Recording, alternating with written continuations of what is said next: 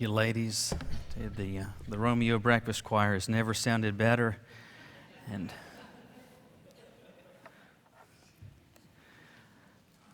I've been pastoring now for 14 years, and in 14 years I have made visits to homes and nursing homes and hospitals and funeral homes numbering in the thousands. And in all of those visits, the majority of them are fairly mundane, nothing necessarily to write home about. But there are a few visits that stand out of all of those in my mind. One of those was one made, 10, 11, 12 years ago in Charlotte. A deacon and I, his name was Cecil, we were going to visit a lady in our church. Her name was Darlene. And this was my first time going to her house. Darlene had a little dog whose name was Lucky. Lucky was aptly named because Lucky was lucky to be alive. And we got there to her house, and once she's opened the door, before she lets us in, she says, "Hold on just a moment, let me go make sure that the dog is taken care of." And she goes and she puts him in a crate. At that point, she comes back and she welcomes us in. We sit down in her living room den area, and it's all kind of open. And the dog is over in a crate underneath the dining room table, and he is barking his fool head off.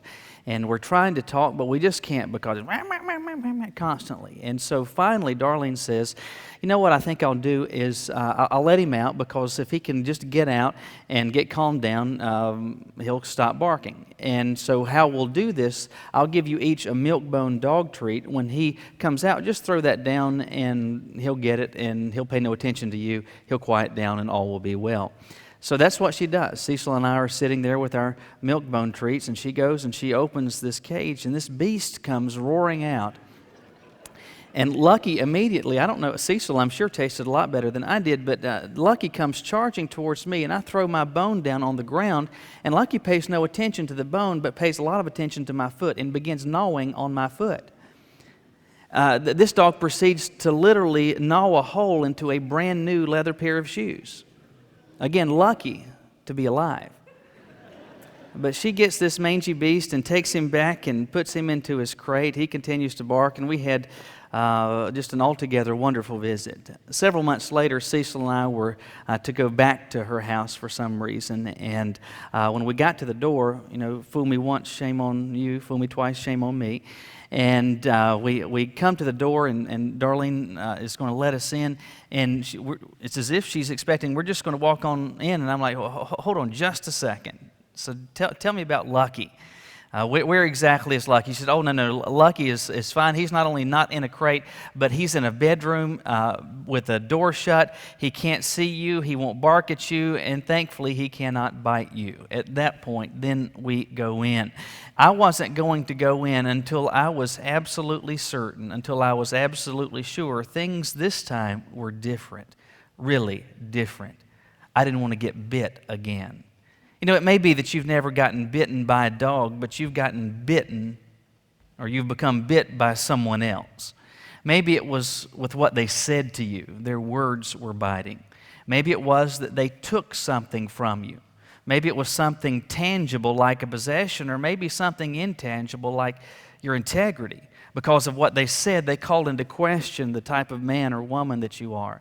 Maybe it was that they bit you in terms of the fact that you had depended on them for something, and when the time came for them to deliver, they just simply dropped the ball. And in some way, they have wronged you. They have in some way bitten you. And they want to communicate, and sometimes they even will say, I promise, going forward you can trust me. I'm so sorry this has happened, but you can trust me now because I am different. Things are different, really different now. The question is when that happens, and it has happened for you thus far, and it's going to continue to happen to you. When those occasions occur, how is it that you can tell that someone actually is different? For weeks we've been walking through the life of Joseph, and we're nearing the very end. But you recall that early on he has been wronged terribly by his brothers. They have betrayed him. They have sought initially to kill him, but then relented and sold him as a slave. And now he's at a point in life, in excess of 20 years have passed, and Joseph is encountering his brothers. They don't know who he is, but he's effectively conducting an examination. He's testing them because he wants to know for certain. He wants to be sure of the fact that things this time are different, really different. How could he tell? More specifically, for you and I, as we experience relationships with others, how can we tell? And more specifically, how can we tell that God has changed a person and consequently going forward they become worthy of our trust? Look with me in your Bibles in Genesis chapter 44. Genesis chapter 44. We're going to read a few verses. In truth, we're going to wind up covering the whole of this chapter, but we'll start off with just the few verses. Genesis 44, we're told that Joseph commanded the steward of his house, saying, "Fill the men's sacks with food," that's his brothers, "as much as they can carry. Put each man's money in the mouth of his sack. Also put my cup, the silver cup, in the mouth of the sack of the youngest, and his grain money." So the steward did according to the word that Joseph has spoken. As soon as the morning dawned, the men were sent away, they and their donkeys. When they had gone out of the city, they were not yet far off, and Joseph said to the steward, "Get up, follow the men, and when you overtake them, say, 'Why have you repaid evil for good?'" Now, what we've read is going to make sense as we begin to flesh out the rest of the story in a moment. But again, our question is, when you have been wronged, how is it that you can tell going forward that's not going to occur again?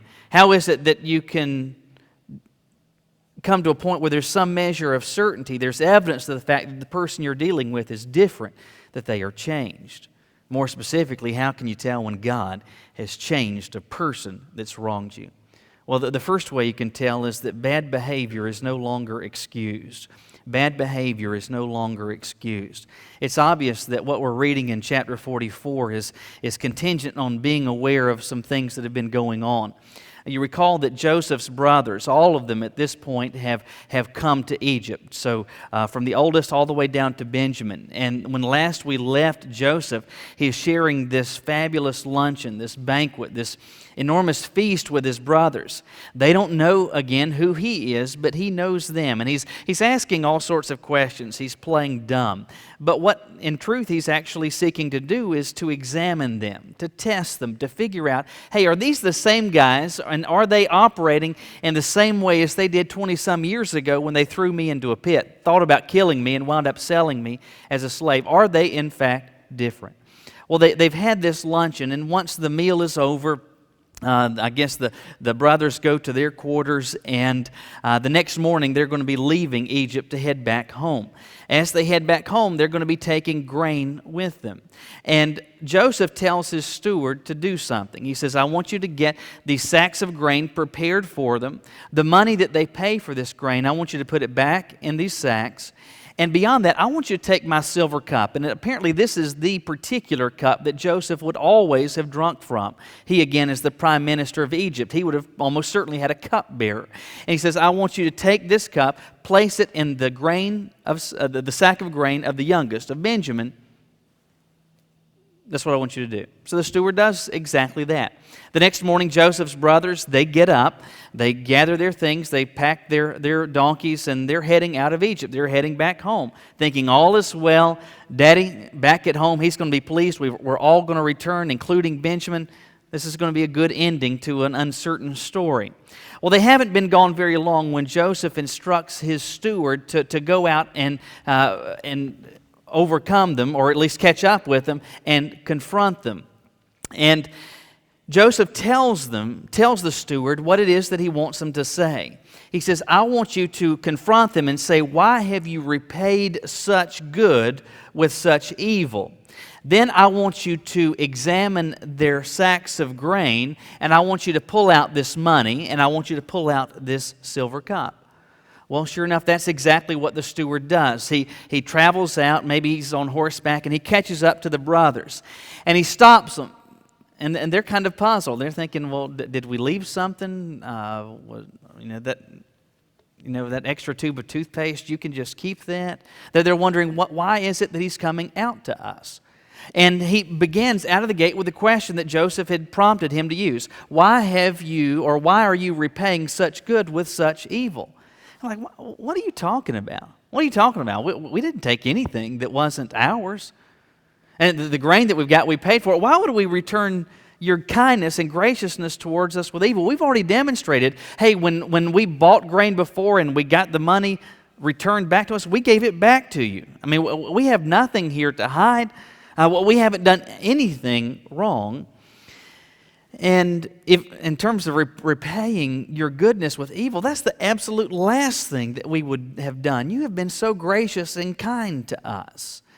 They go further to say, listen, you can inspect our stuff. You can check all of our bags.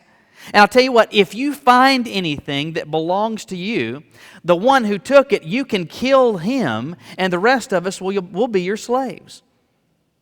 That's a pretty bold statement. I mean, clearly they're operating under the realization we haven't done and we haven't taken anything. They even go so far as to pledge the death or the execution of a guilty person and their promise to serve as slaves if such a thing is to be found. And so in verse 11, we're told that each man speedily let down his sack to the ground, and each opened his sack for inspection. Hey, we got nothing to hide. We'll gladly let you look in these.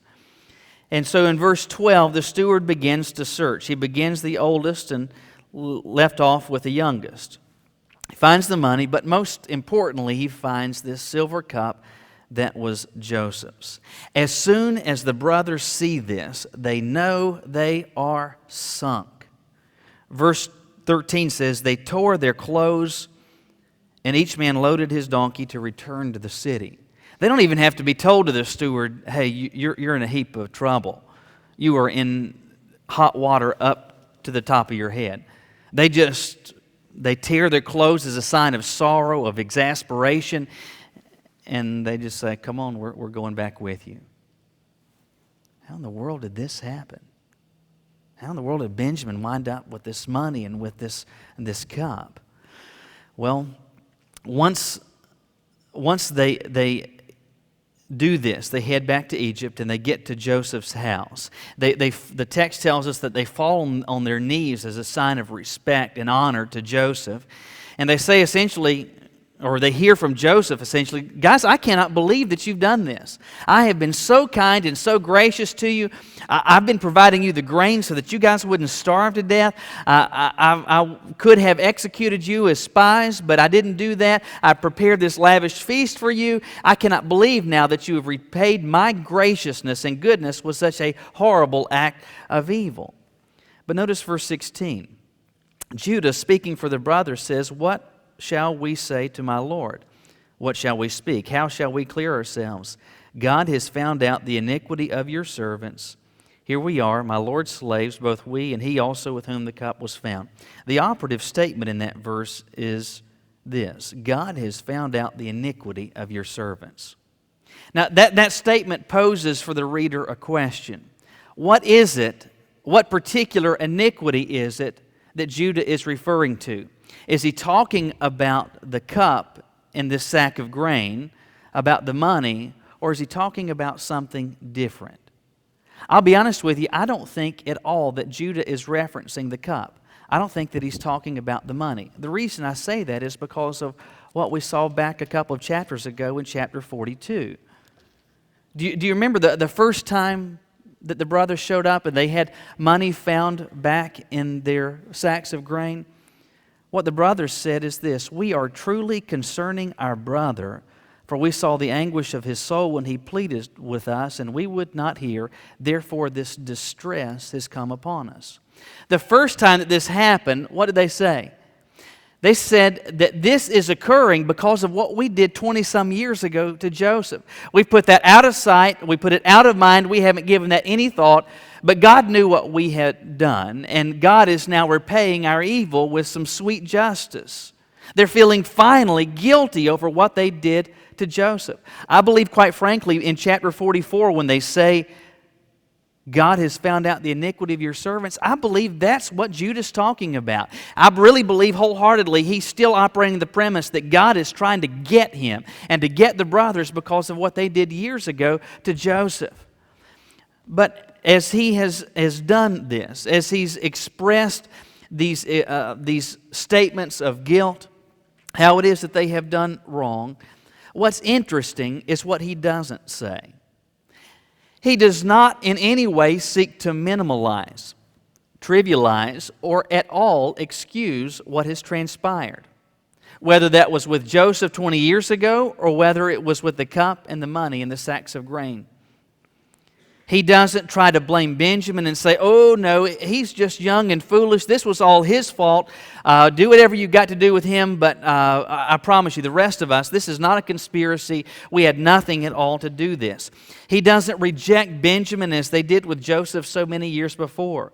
What effectively you see is that there are from Judah and from the rest of the brothers absolutely no excuses. No excuses. Now, you recognize that excuses operate in different forms, and they come in different shades. The first type of excuse is one where, even in the face of clear and present guilt, what we will do is just to outright deny. When someone wags our finger at us and say, you did this, even though we clearly did, oh, no, it wasn't me. So we try to use the excuse of, I didn't do it. At other times, what we do in terms of providing an excuse is to provide some measure of scapegoat. Yeah, this was done. However, they told me to do it. They prompted me to do it. It was my spouse. It was my kids. It was my friend. It was my classmate. It was my boss. It was somebody. I did this. However, this is the reason that occurred, and it's their fault. Now, the other form of excuse is to effectively explain it away by virtue of circumstances. It follows this type of pattern. Yes, I did that, but.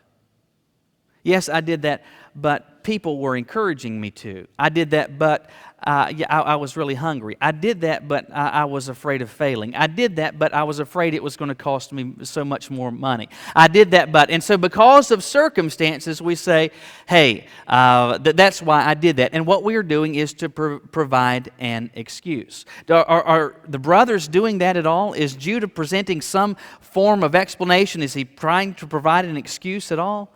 No. He's saying God has found out our iniquity. Now, the brothers have no idea, but there's a test going on, and they are going through this with absolutely flying colors. They are demonstrating that they are different men than they were 20 years ago. And one of the ways that is surely evident is that bad behavior is no longer excused. I want you to think with me for a moment, though, about how excuses work. I'm guessing it's the same now. I don't know for sure, but when I was in school, let's say I woke up one morning and let's say I was in the 10th grade and I woke up and I had a fever and my throat was hurting. Well, at that point, if I shared that with my parents, they would say, hey, you're not going to school today. With those type of symptoms, we're going to take you to the doctor, get you checked for strep. So let's say I then go to the doctor, they do a strep test, they say that's what you've got, that's where the fever and the sore throat's coming from. Put me on antibiotics, and so let's say I'm out for that Monday and that Tuesday. On Wednesday, on the third day, I'm feeling better. The course of antibiotics is beginning to do its work. I show back up at school on Wednesday, but I'm not showing up that day empty-handed. One of the things that I'm certainly going to have with me is a note from one of my parents, probably my mom. And it's going to be saying to my teacher, in that instance, my homeroom teacher, please excuse Michael for being out of class Monday and Tuesday. He had strep throat and a fever and is taking antibiotics, but now is okay. All right, at that point, the teacher is going to go to her log, and under Michael Owen, she's going to put those absences Monday and Tuesday. They're going to be marked as absences, but it's going to be designated as being excused absences.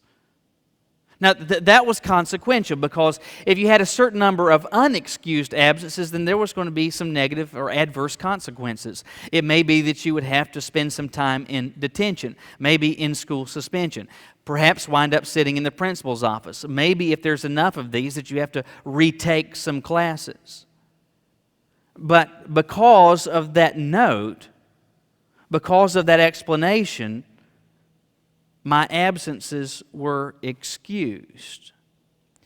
What I should have been doing, namely being in class, I didn't do, but because of an excuse, it was deemed to be acceptable. Isn't that how all excuses work? What we are seeking to do with an excuse is what we should have done but didn't, what we shouldn't have done but did. We're wanting to somehow make that okay. The ultimate goal of an excuse is to reclassify behavior, to take things from the wrong category and to put them in the okay category. Now, so many times in our personal relationships, that's exactly what we do.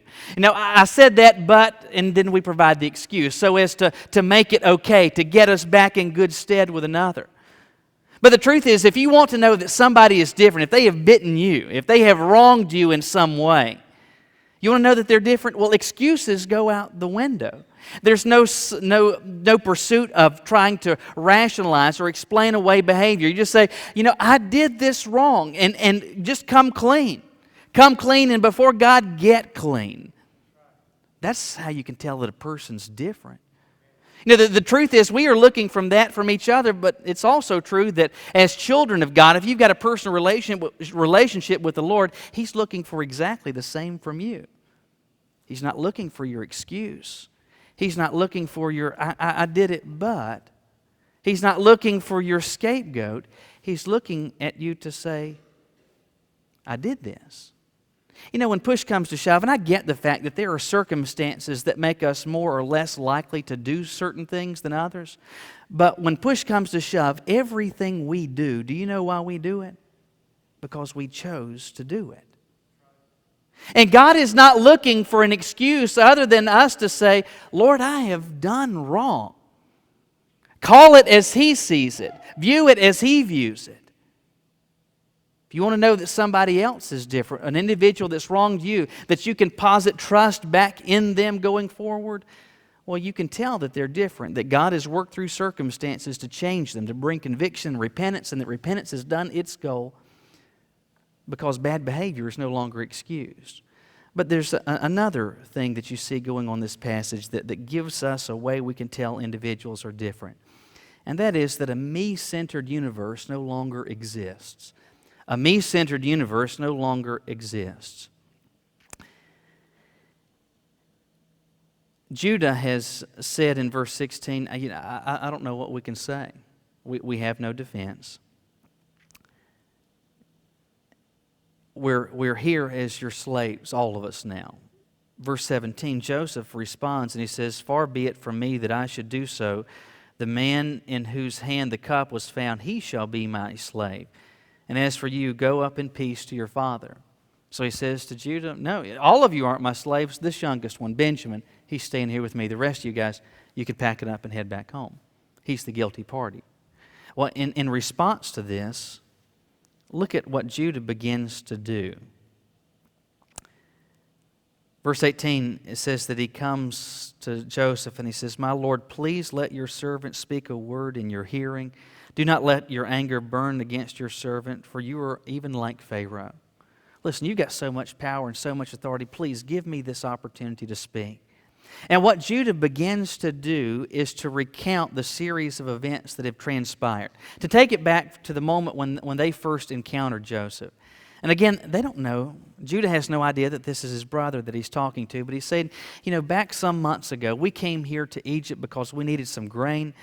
You accused us of being spies, and we said that we're not. Our father and our youngest brother is back at home, and you demanded that we go back and get our younger brother in return. We did that. When we got back home and told our father that Benjamin needs to come back with us, he said, absolutely not. Absolutely not. He said if Benjamin were to go and something were to happen to him, that the grief would be so overwhelming it would just kill him. And so he refused for us to come back. But then we ran out of food. And my father really had no choice, and he sent us back also with Benjamin. And I don't know how it is or why it is that all this has happened, but we cannot go back home without Benjamin. In verse 30, he says, when I come to your servant my father, and the lad is not with us?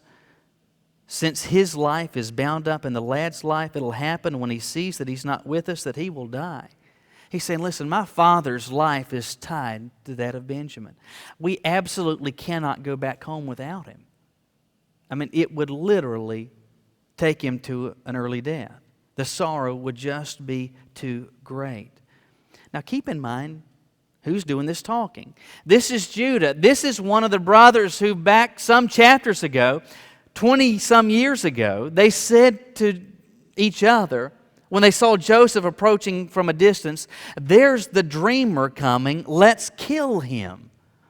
When they relented from killing him, Judah was one that said, "Hey, here's some slave traders passing by. Why don't we at least get some money for him?" And they sell him as a slave and conspire with this hoax to suggest to their father that Joseph has been killed by an animal. Now what is he doing? He is pleading for the freedom of his younger brother. Beyond that, not only is he pleading for his brother's freedom, he's pleading for this because of the effect that it would have on his father. Years earlier, Judah and the rest of the brothers, they couldn't have cared less what their father thought. In fact, to see him grieving kind of brought some pleasure to their hearts and minds, because they thought, well, all the favoritism that he had shown to Joseph, it's, one good turn deserves another. But now, he's not indifferent to the feelings, to the affection and the potential grief of his father. Now he's saying, it is so great, we can't go back without him. And then Judah does something that seems almost unthinkable given his past. He says, you know what? I'm willing to be your servant. I'm willing to sacrifice my freedom if you'll let Benjamin go. Keep me, but please, for Benjamin's sake, for my father's sake, please let him go. This is not the same Judah. He is a changed man. His brothers are very different than they were just 20 years ago. God had worked through circumstances and finally brought about conviction, and conviction had spawned repentance, and repentance had done its work, and these guys were very different than they were. These are not the same men that did that horrible deed to Joseph so many years before. Well, how do we know? How can we tell that? Well, we can tell because there's no excuses. They're not trying to rationalize any bad behavior. Beyond that, what you see is that there's a change in their affection. No longer is there the presence of self-love, there's a presence of self-sacrifice. Judah's willing to say, you know what, I'll go be your slave. You can keep me in prison. You can have me do whatever so long as Benjamin gets to go free, so long as my father is not grieved. Priorities are in others, not in self. In short, what Judah and the brothers realized, everything doesn't revolve around them. A me-centered universe no longer exists. Now understand, it used to. It used to. 20-some years ago, when they were doing this to Joseph, all they wanted to do was to see an end to the favoritism, see an end to the constant comparisons to Joseph. They wanted to get back at Joseph for how he had made them feel. They wanted to get back at their father for how he had made them feel. And it didn't make any difference. So long as they got that, whoever was hurt, whatever the consequences, that did not matter. But now it does. It does now because they're different. They're changed. A me-centered universe no longer exists. Years ago, back in the days of paddle boats powered by steam engines, there were two ships that were going to be leaving the port in Memphis, traveling down the Mississippi River with a load of cargo to New Orleans. Both ships were loaded there in the docks. They're both full. They've got plenty of coal to be able to make the journey. And it just so happens that they're leaving the docks at roughly the same time. And they're heading down the river, both of these steam engine paddle boats. And as they're taking off, they're kind of side by side. And the sailors from each ship begin to taunt the other. You're going so slow, you'll never get there. Watch our wake. And so they're kind of going back and forth. And all of a sudden, it's as if someone has waved the green flag, and they're racing now. They're racing now. And they're chunking coal into the engine so that they can go at absolutely full speed, absolutely full throttle. And one of these paddle boats is finally starting to gain some ground on the other one. And the one that's in the rear realizes we just can't catch up. We had plenty of coal to make this journey. However, we didn't have enough coal to be able to keep the engines hot enough for a race.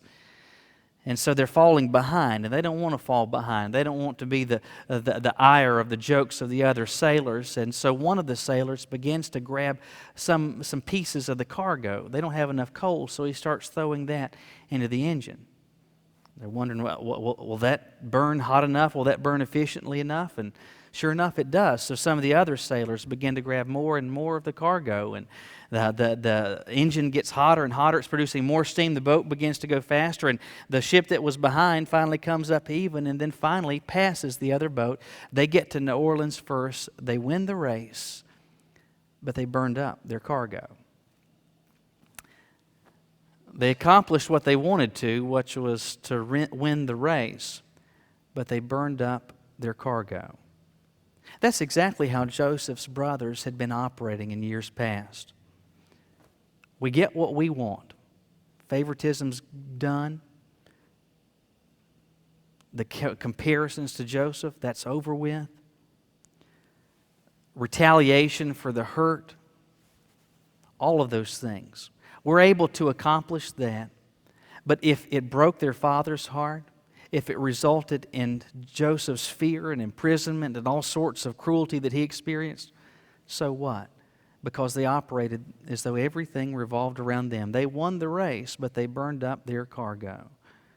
The truth is, each of us has been entrusted with God with all sorts of cargo.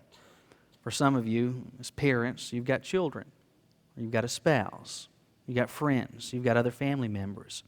You've got your integrity, you've got your character, you've got your Christian commitment. You have all of these things as cargo. And too often and too easily, what we will do, even as followers of Christ, is to get so self-consumed and so self-absorbed that so long as we get what we want, so long as our aspirations are achieved, so long as the destinations that we want to arrive at, so long as we're able to accomplish that, well, if along the way we've got to cut some corners, if along the way we've got to color outside the lines, if along the way we've got to bend and break a few rules, if along the way some people get hurt, so be it. So be it, so long as I get what I want. That's how Joseph's brothers have operated. But you can see now they are changed men. They are very, very different. We can tell because the excuses, they've been tossed out the window. They're not rationalizing anything. And you can tell also that a me-centered universe absolutely no longer exists.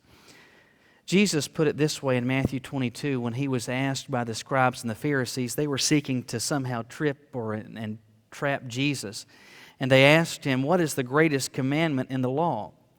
And Jesus responded to love the Lord your God with all your heart, all your soul, and all your mind. And the second is like it, to love your neighbor as yourself. That's God first, then others, then me. That's not a me-centered universe.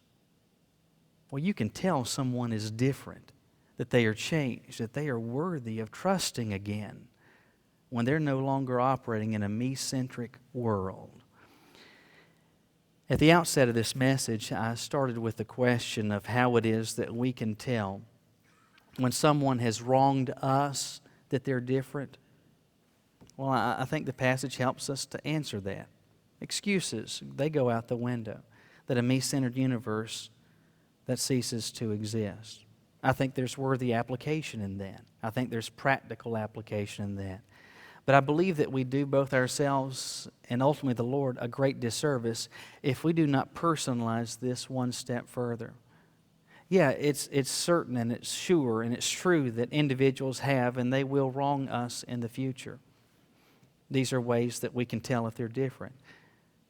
But how many times have you wronged God this week? How many occasions is it what you should have done before the Lord you didn't do, or the things that you shouldn't have done you did? How is it that God can tell that you are different? How is it that you can tell that God has worked through circumstances, through the power of His Spirit, through conviction to bring about repentance? How can He tell that you are different? Exactly the same way. Before Him, you're making no excuses. You come clean, and before Him seek to get clean.